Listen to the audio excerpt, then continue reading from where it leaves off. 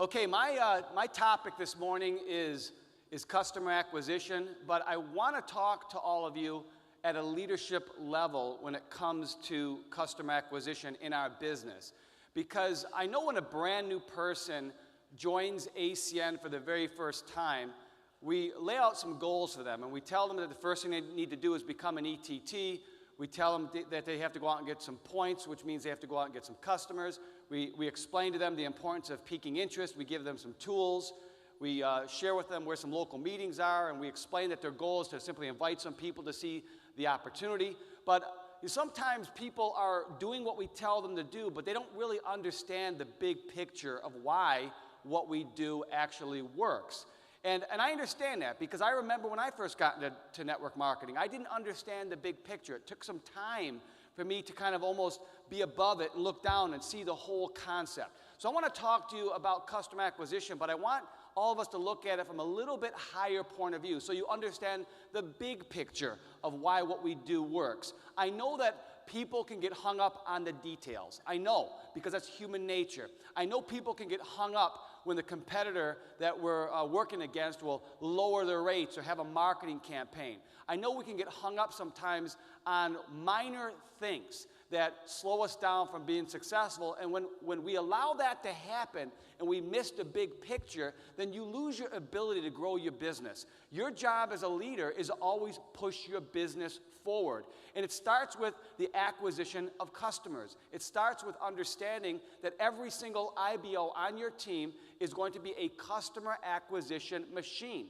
But you've got to look at it through, it's a large distribution channel. That's what it is. That's what we do. But you've got to look at it from a big picture point of view. So in order for me to do this, I'm going to take you back. I want to take you right back to the very beginning when ACN first started. What a lot of people don't realize is that we had huge obstacles. Deregulation started almost 11 years prior to us starting our company. We started ACN in 1993. Deregulation didn't just happen. The market was already deregulated for a very long time. We were the first country globally to deregulate our telecommunication services. Most people considered us too late. When we got into the market, they said, you guys are too late. I mean, you're 11 years late. Why do you think you guys can come in now and compete? Also, we came into the market at the height of the competition.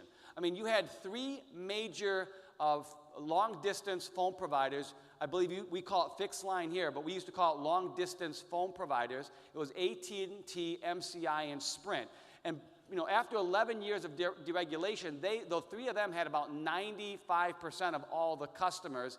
But there was probably 400 companies in all competing for that same block of business. But the three major providers had the majority of the customers, and they had extremely deep pockets. In other words, they had billions of dollars. Just AT&T alone had an annual budget of $1 billion for their advertising campaign. Now think about that when you're competing against another company. You're competing with a company that's spending $1 billion a year to prevent you from succeeding. Do you think they had an advantage?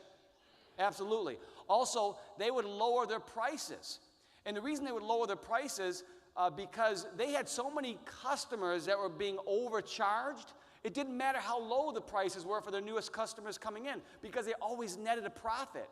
They always netted a profit. Now, guys like us, the little guy, the one that was coming in, we had to come in with a good rate. We had to come in with a price point that would be attractive to the customer. And as soon as you'd go out there and get the customer, they would actually do a callback campaign, and then they would send checks to our customers. Some of our checks were receiving $100 to switch back after they left.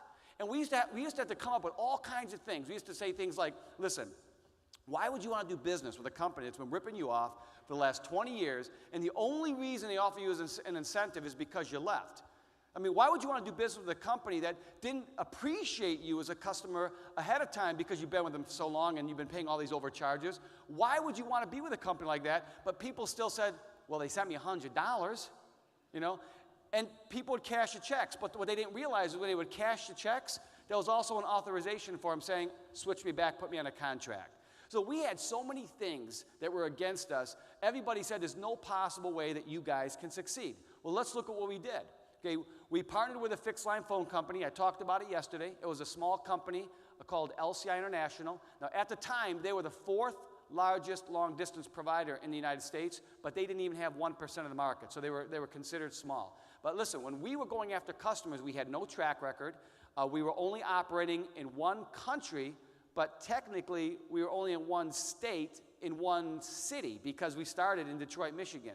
We were only selling one service, and the average revenue per fixed line customer back then was right around $15. And that's when we were getting into the fixed line business.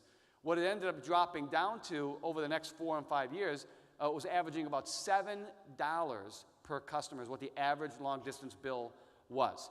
So we weren't dealing with a high turnover, a high revenue customer, but what did we accomplish in 5 years? Here's what we accomplished.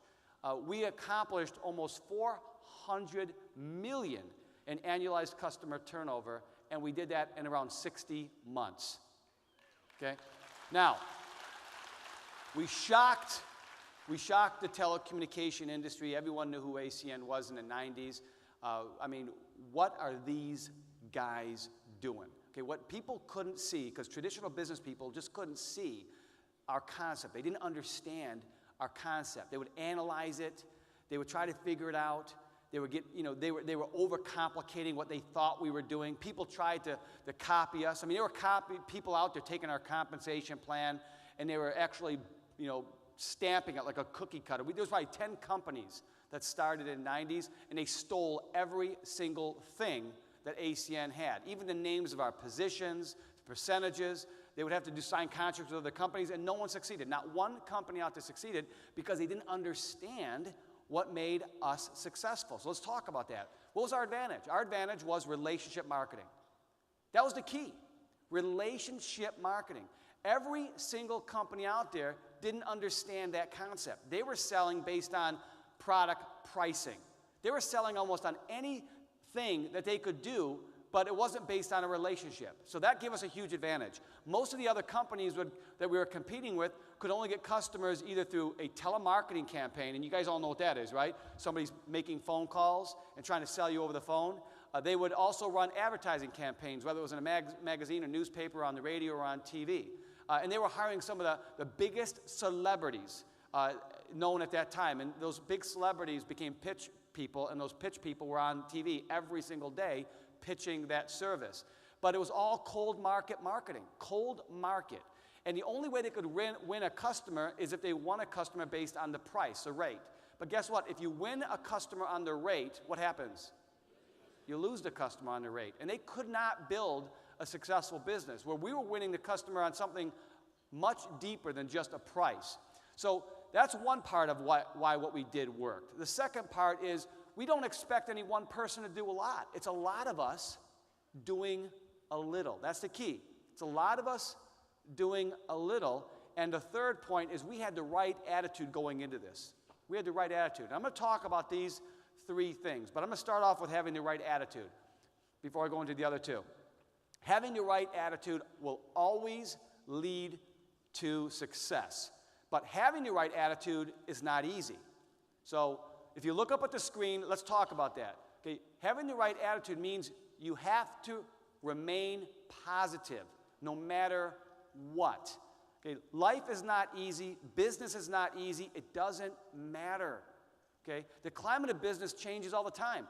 There'll be a point in time where you guys will be working in ACN and our pricing will be the best in the industry, and you feel like going out and getting customers is like taking candy from a baby, right? Then there'll be times where the competition will heat up.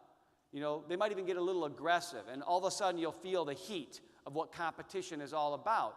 And this is where you start separating the weak from the strong. The weak always complain, cry, come up with excuses, and they disappear. Where the strong say, okay, it's just time to get better. It's time to get better. That's all there is to it. We've got to become better. So you have to stay positive no matter what, because you're the example. And we're in a business leading people. Successful people know there are always obstacles and challenges ahead of us. And if you don't have one now, trust me, one is coming. Successful people always look for and find solutions. And that's the key. They look for and what? Find solutions. Successful people always expect more from themselves. They never settle. They're never satisfied. Never. I was talking to Larry this morning. We were having coffee, and he's going over his training with me, and I think Larry's one of the best trainers we've ever seen in the direct sales industry. Do you realize I've never seen a guy go over the information he wants to cover as much as Larry does? He always wants to find a way to make it better because he wants everyone to understand the message. He's never satisfied. I think anyone that could be 10% of what Larry is on stage would be satisfied, yes or no, right? He's never happy, okay? So again, successful people are always expect more from themselves. So remember, ultimately it's going to come down to what you think. That's what your attitude is what you think. The problem is we can't control what you think, and you can't control what other people think, but you can control what you think. Do you understand? You control what you think when you wake up. You control what you think when you go to sleep. You control how you think regardless of the situation you're in. You control that, okay? Because if you just sit down, sit back, and manage it, you can think any way you want. Here's the problem. Whatever you think, you're right. If you think you can do something, guess what? You can. That's why there's people out there that always do the impossible, and you wonder how they did it, because they didn't know they couldn't. See, ignorance sometimes can be powerful. You know why we succeed in ACN? Because we didn't know we couldn't. That whole list of things I just told you about that was against ACN, that was against us, we didn't know that. Everybody else seemed to know that. We didn't know that. We just said, well, what do you guys want to do? Well, let's do this, this, and this, and this. Okay, great. And we did it because we didn't know we couldn't. So that's the attitude you have to have. Don't let anybody tell you that you can't do something. Don't ever believe that you can't be great. You can. Every one of you have greatness in you. You just have to believe it yourself. But if you think you can't, you can't. If you think you can, you can. And that's the challenge we have in our business. Sometimes you look at somebody and you say to yourself, I see more in them than they see in themselves. And there's nothing more frustrating than that. There's nothing more frustrating than that. And the hard part in our industry is just accepting that you don't control somebody else's thoughts. And sometimes you have to just look at somebody and say, their limited thinking is going to keep them down, but there's nothing I can do.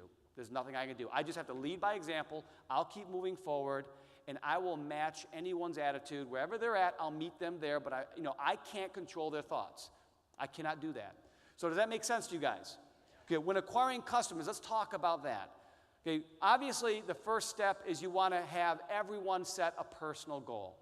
Now, because I'm saying this, I want to go back to what I said earlier about it's a lot of people doing a little bit. We're not asking people to do a lot. So I know we're in the direct sales industry, and I like that word direct sales, but sometimes I don't like the word sales because I think it confuses what we really do. Are we selling? Yes. Okay, yes, but it's not a typical sales business. When you work in sales, most companies will give you a quota, okay, and that quota must be met for you to maintain your job, okay? A quota is a minimum amount of sales based on a period of time. So when you look at the ACN system, we're saying to you, what does it take to get to the maximum payout through the residual commission structure in ACN? Now, naturally, if you move up the plan when you become an SVP or an RVP, you're going to get paid on more levels, but regardless of that, what are we asking everyone to do if we were to say, what's your maximum goal to get all levels through all the customers, through all the levels within the organization? It's how many points? 50 points. Now, we know some of the customers in ACN represent 4 points. We know some represent 2. Probably some here represent 1. But let's forget the point structure for a minute. Let me just say, just for an average, let's just say every customer was worth 2 points, just for my average. So let's say 25 customers was the target that you needed to hit for you to have the maximum payout in ACN. Now think about what I'm saying to you. We're not asking you to go out and get 25 customers a day. That's not your quota. We're not asking you to go out and get 25 customers a week. We're not asking you to go out and get 25 customers a month. We're not asking you to get 25 customers a year. Okay? What are we asking you to do?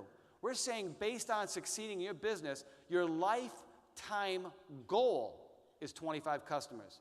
So this is where people will cross the threshold of understanding the concept. The concept is, do you think it's possible that if somebody got enough training in ACN, do you think it's possible that they could get 25 customers in their lifetime, yes or no? Okay, you have to believe that. Because if you don't believe that, then you're in the wrong business. I believe I can take an idiot that's never sold anything before, that's never been in business before, that has zero friends, that has no personality, no charisma, a complete idiot. I could sit down with him. You give me enough time with him, I will train him how to get 25 customers.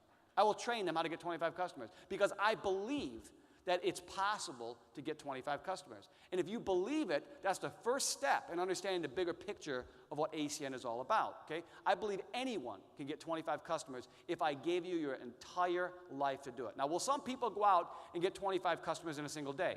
Yes. It's rare, but I've seen it. I've seen people get up to 40 customers in a single day, okay, in ACN, okay? Will some people take all week to get 25 customers? Will some people want to take all year? Yes. Will some people take a couple years? Yes. Okay, it doesn't matter because we're not putting a time limit on it. Okay? You'll do it when you do it, and that's all that matters. Got it? You do it when you do it. But the goal is 25, and here's the only other part of our system is you got to maintain it. You got to maintain it.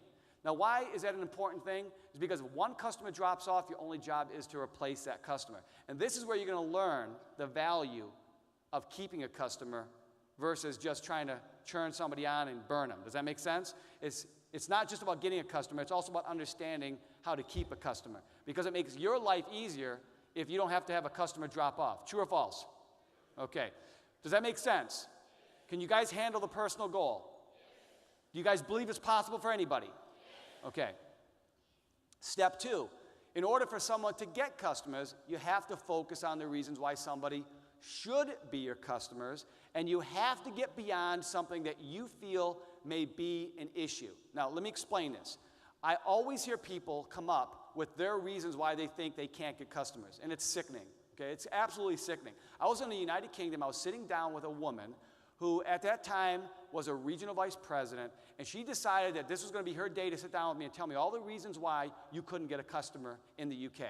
So I sat down with her, and she listed out all these reasons why you couldn't get a customer. And you want to hear the most humiliating thing that happened to her?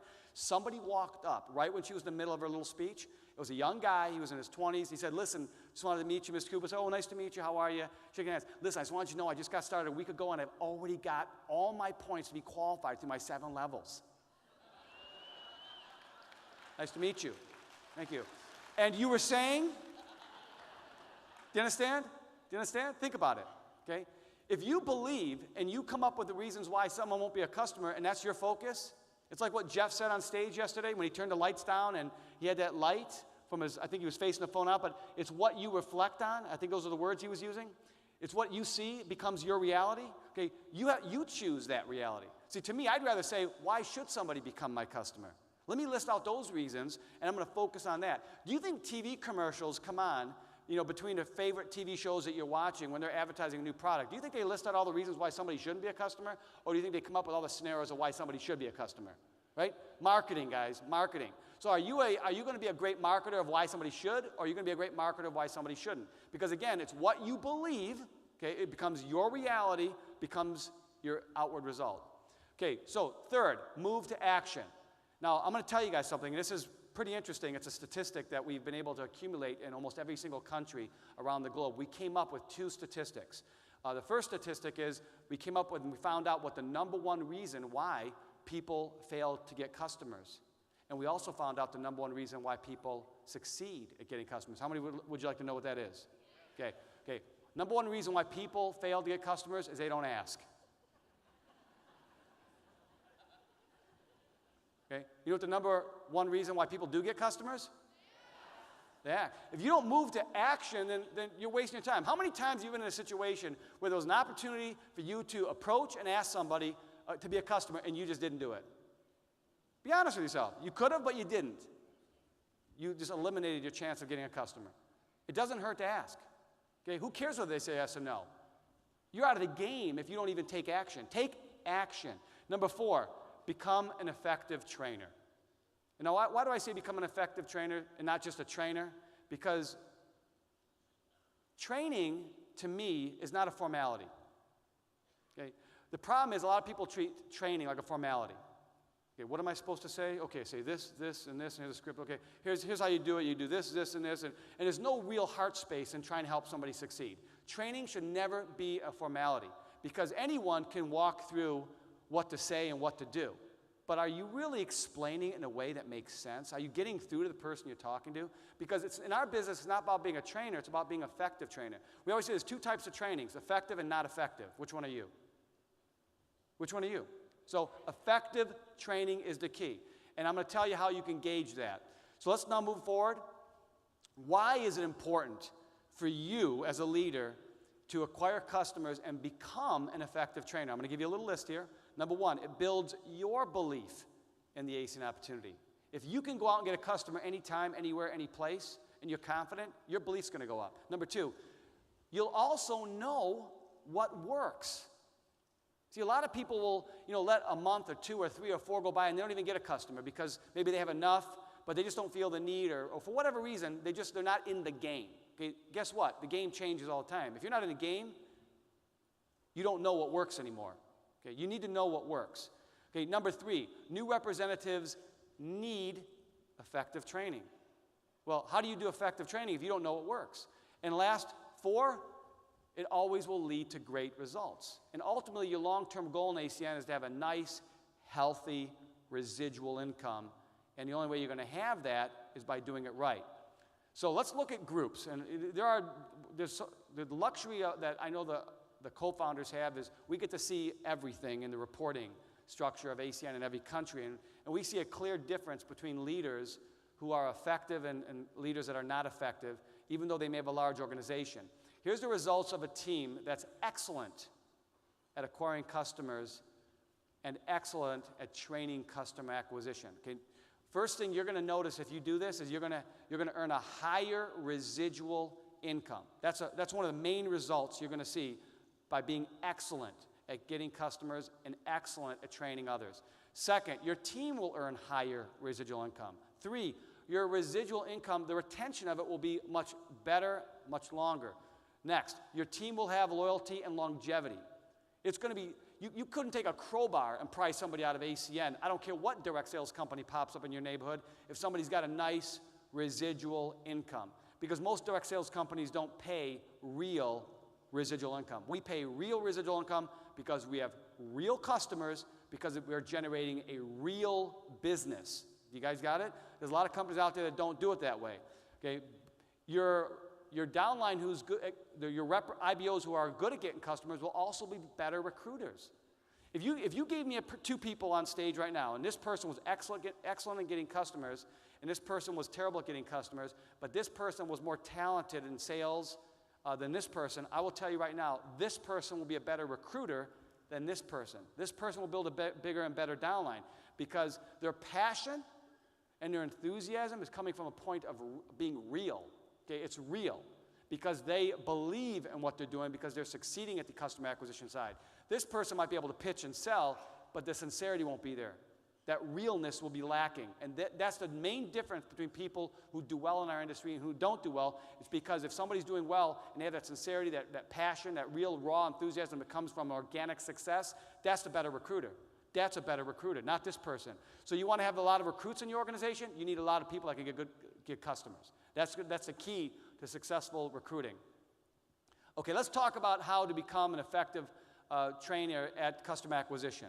Okay, first of all, and again, I'm going to try to oversimplify this, and I'm not going to get really specific because I want you to think of more concept than anything else. Okay, you got to teach an approach that works.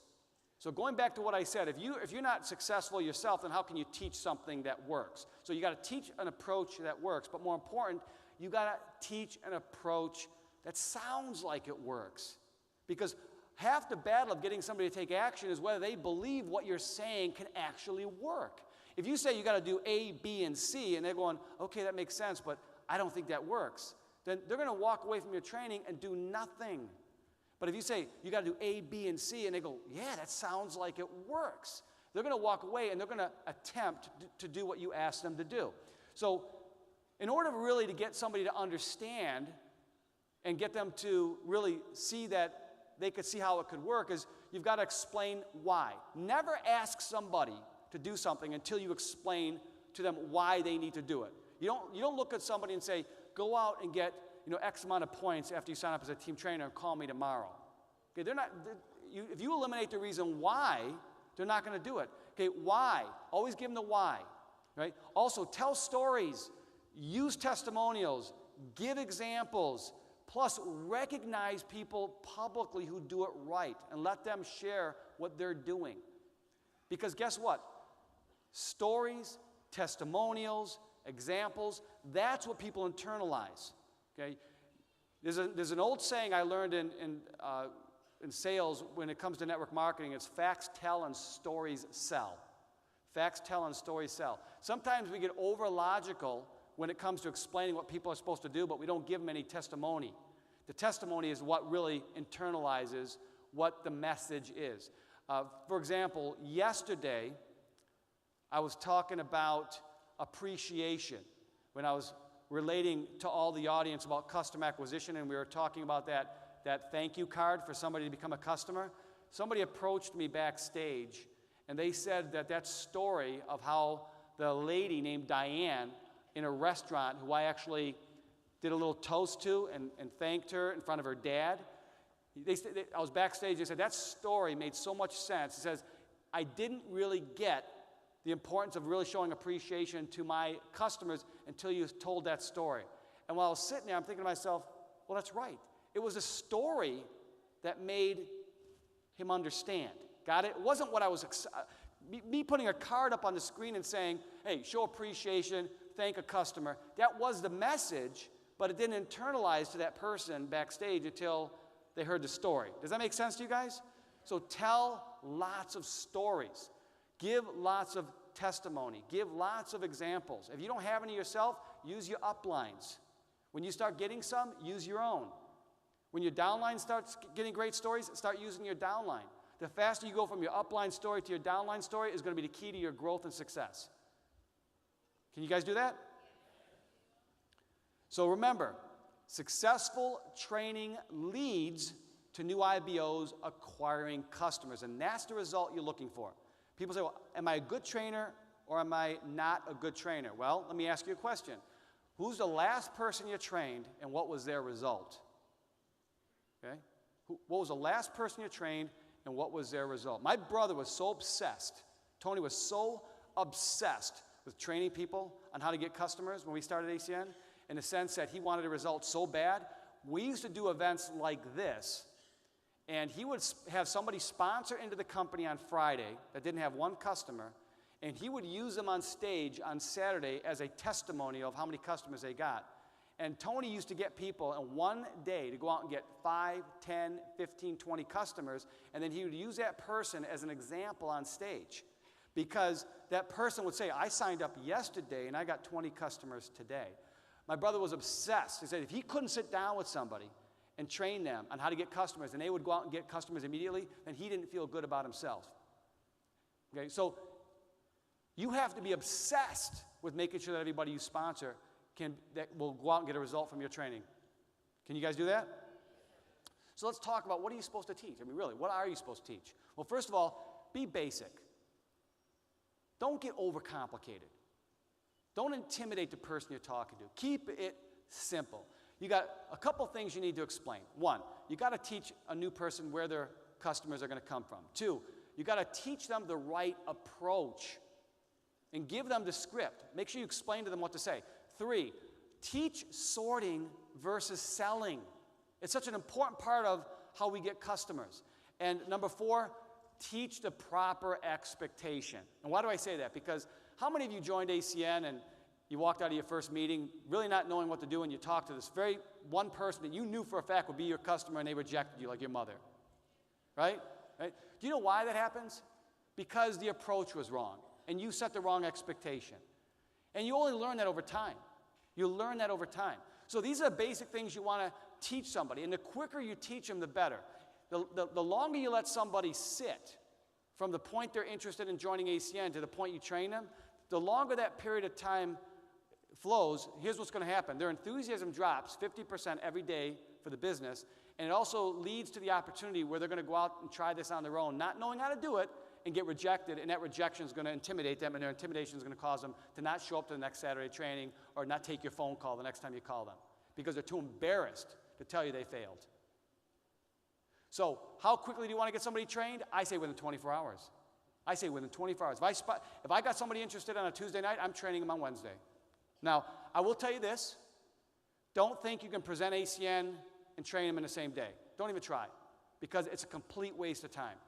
People have to make the conscious decision to first choose whether they're interested, and then they have to make a conscious decision to show up to get training. Those are two different mindsets. And I know a lot of people say, well, on Saturday morning, I'm going to get somebody in, I'm going to do a presentation, and I'm going to stuff them into training, and they're going to be successful. No, you've ruined them.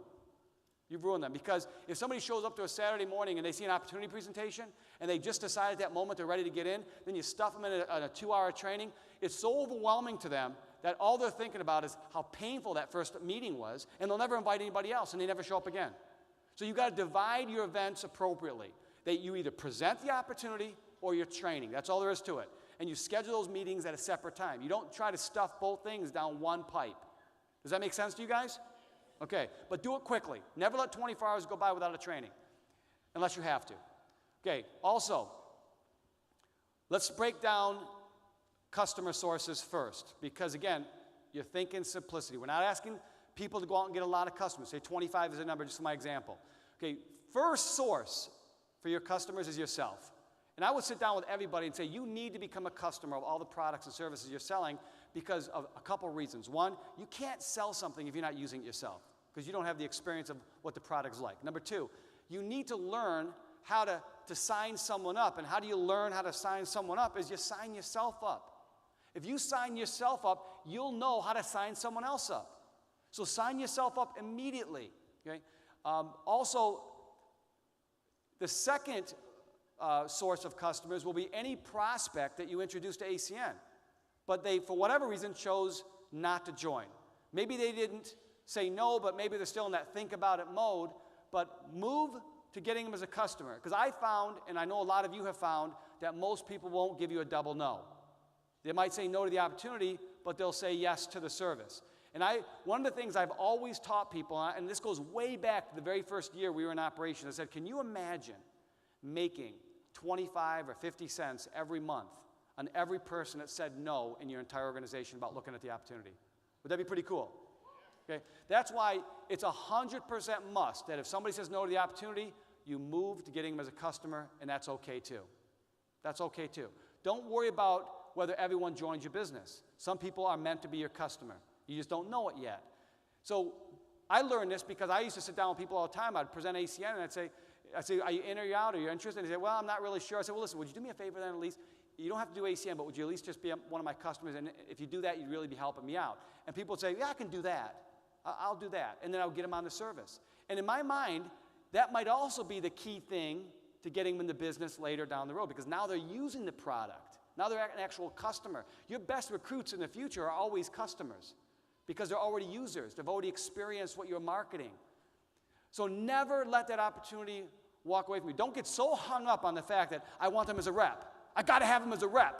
If they're not my rep, then I'm going to go crazy. They got to be my rep. No, they're going to be something. Okay, they're either going to be your rep or you're going to be your customer. That's how you got to think. Don't worry about it. Can you guys do that?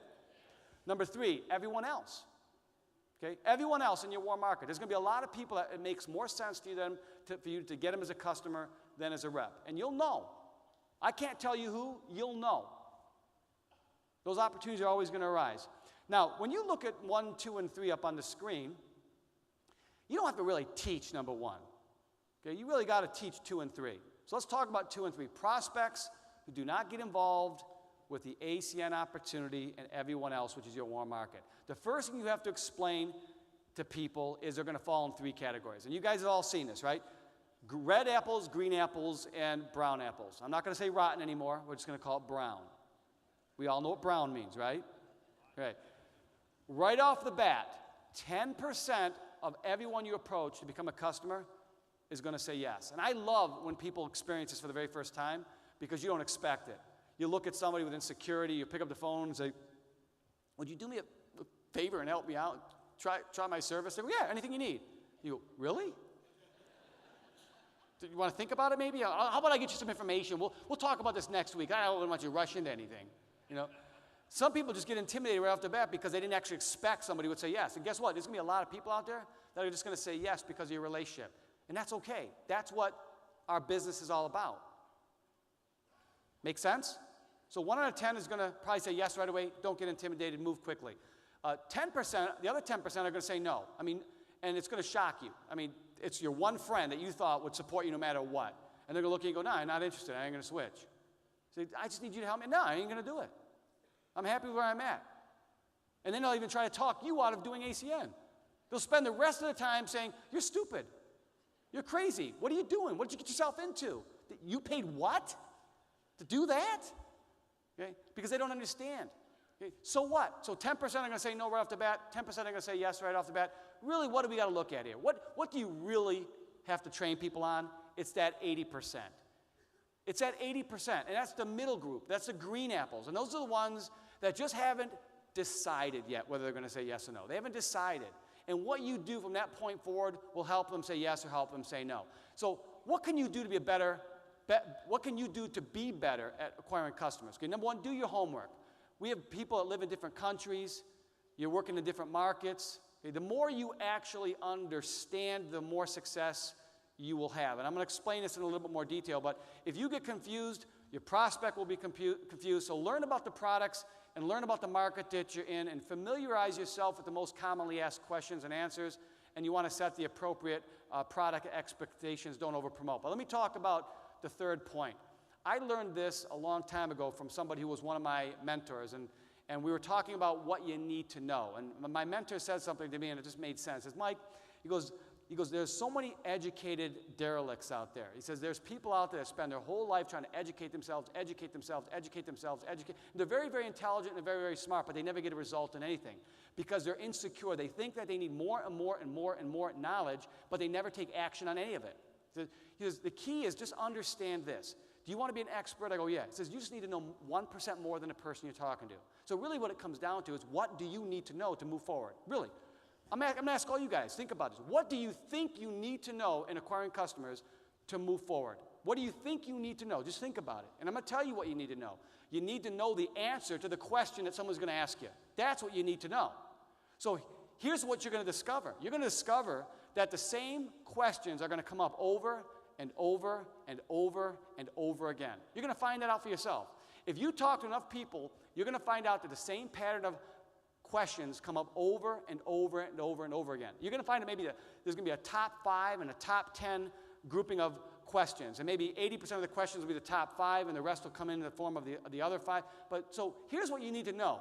Write those questions down and get the answers to those questions. You've now become a telecommunications expert in the industry of direct sales. Do you guys like that? Yeah, you're an expert. So what do you need to know? You need to know what people ask. And how do you know what people are going to ask? You put yourself out there, and you get asked a lot of questions that you don't have answers for. That's how you do it. Yeah, how do you know what you need to know? You just get out there and talk to people. Every one of you are going to be put in a funny situation where you're not going to know the answer for something that seems like a simple question, and you're going to feel foolish. No problem. That's how you learn. That's how you find out what you need to know.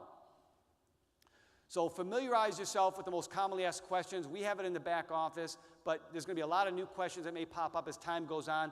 Familiarize yourself with those commonly asked questions, and guess what? When somebody asks you, you can answer quickly. People go, wow, you're an expert. Wow. And as soon as you answer fast, they get intimidated because they know you know. And when they're intimidated, that's when they become your customer the easiest because they don't want to debate you anymore. Okay. Let's look at the characteristics of a potential customer. Okay, most people buy emotionally, not logically. And that's throughout every industry from any company out there that's selling something. People are not technical, even though you might be. I love when I meet technical people. They know everything about everything, so they just assume everybody else is technical. Okay? If you're technical, don't think everyone else is technical. Okay, savings is not the most important factor when getting a customer. And if you really understand the way humans think and feel, they actually feel great about supporting someone they know. And they'll always respond positive to the correct approach. So that's why earlier when I said some of you might have approached your own mother and she said no, because it wasn't the right approach. But if you approach your mother the right way, she's going to say yes. So let's talk about using the script and sorting. Now again, sorting to me is probably the easiest thing to teach, hardest thing to understand. Because I don't care who we are, human nature always makes us sell we don't get sorting. Okay? When you're dealing with your warm market, your friends and your family, the first thing you're going to learn quickly is that people are not sales resistant. They're sales people resistant. That's human nature. We're not sales resistant, we're sales people resistant. And your friends and family don't want to be sold by what? A friend or family member. So don't come at your friends and family like this newfound gifted salesperson, because that's where they're going to resist you. And that's where a lot of people fail in the approach in our industry, because they think that you have to be a salesperson to go out and get a customer, and that's not the case. You just have to use the script, and you have to learn how to sort red apples from green apples from brown apples. If they're a red apple, what do? You sign them up. If they're a green apple, you follow the script. And if you're a brown apple, you move on. So let's talk about the script. You'll notice that when people teach you the script, you're going to find out that there's 3 key words: favor, help, try. Favor, help, try. And if you use these words with a sense of urgency and enthusiasm, that will always equal success. Now, I want to tell you something interesting about those 3 words. They are powerless without enthusiasm and urgency. Powerless. If you don't combine enthusiasm and urgency with those 3, they're powerless. So do you want to add power to your script, yes or no? Okay, so you've got to have the right disposition when you're talking to somebody. So let's talk about the script. Can you do me a huge favor? Now, anyone can ask that at any time. We say it every day. Even though we're putting it in a script, it's one of the most natural things we say every day. If you're sitting at a table and you want somebody to pass over the mayo because you want to dip your french fries in it and it's a little bit too far for you to reach, you might say, hey, can you do me a favor, as you're pointing, with the expectation that they're going to actually do it. Does that make sense? Hey, can you do me a favor? Can you hand me that mayo? Okay? You have to have that same kind of disposition when you're asking somebody to become your customer. Hey, listen, can you do me a favor? I need you to become one of my customers. You have to have a certain way about you, not a sense of insecurity. Hey, can you do me a favor, man? Nobody's going to respond positive to that. Okay? You ask a question and you just be quiet and you wait for a response. But if you ask the question the right way, people are going to typically be red, green, or rotten, right? If they're red, they're going to say, yeah, what do you need? Yeah, what do you need? That's a great response, red. Or they might say, well, what exactly is it? Right? Or they might say, not interested in helping you, not going to do it. It doesn't really matter. But once somebody decides whether they're red, green, or brown, this is where you decide which direction to go. If they're red, you continue with the script. That's obviously what sorting is all about. If they're green, they're going to ask questions. Well, then you answer the question and just continue with the script. And if they're a brown, just move on. Don't worry about it. There's nowhere in our training that will teach you, and there's nowhere you should teach somebody to try to take somebody who's presenting themselves as negative and try to make them positive. If somebody does not want to be a customer and you can sense right away they're not going to support you, say, don't worry about it. Don't worry about it, and you move on. The quicker you can move on from a brown apple, the more successful you'll be in this business. We do not sell, we sort, and here's the great thing. You don't have to guess. By their response, you will know. By their response, you will know. My father was in car sales, and you know what he taught me? He said, Mike, he goes, I've been in car sales my whole life. He goes, then I moved up to manager. He goes, you know what made me successful in the sales business? I said, what? He says, I could qualify like nobody else. He goes, I could qualify. He goes, I would ask 3 questions to a person I was handling a lot. Based on their answer, I knew whether I should continue with them or find somebody else. He never sold a car. He just listened to their responses. Based on those responses, he determined whether they even qualified for him to spend time with to sell them a car. And that's what our job is. That's what sorting is, qualifying. Okay? Do you want to move forward with somebody or not? Nowhere in our training will we ever say you sell. No, selling is taking a negative person and trying to flip them into a positive. It's trying to take a no and turn them into a yes. We only need 25 potential customers. That's it. So you don't need to go out there and spend a lot of time trying to convince people. Okay, script. Continue with the script. I'm about to qualify for a promotion in my company, and to make this happen, all I need is a few more customers right away. Can you do me a huge personal favor, help me out and give the service a try? That's pretty much as simple as it is, right? Red, green, rotten. Let me just give you one more example. I'll just change it up just a little bit, not much. Hey, can you do me a huge favor? You wait for a response. Okay, I'm about to qualify for promotion in my company. To make this happen, all I need is a few more customers right away. I offer several services to an online store. It would be great if you'd be a customer of all my services, but if not, would you just at least try one? See, it's simple. It's asking. That's all it is, right? Red apples, green apples, brown apples. Now, green apples are actually the hardest ones to deal with. Green apples, you just have to manage the process in your own head. Answer the question, ask for the favor. Answer the question, ask for the favor. A question might be as simple as, well, what services are you offering? You answer the question. Right now I'm talking about energy, or right now I'm talking about mobile, right? Whatever you're talking to them about, answer the question.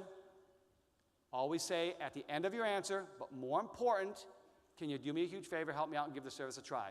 Why do you always end with the question? Is because the person that's asking the question is always in control of the flow of the conversation, but most important, you're always bringing up what's most important. You're bringing up what's most important. They're asking a question because they're really saying subconsciously is, give me a reason why I should. Because if you don't, then I'm going to come up with a reason why I shouldn't.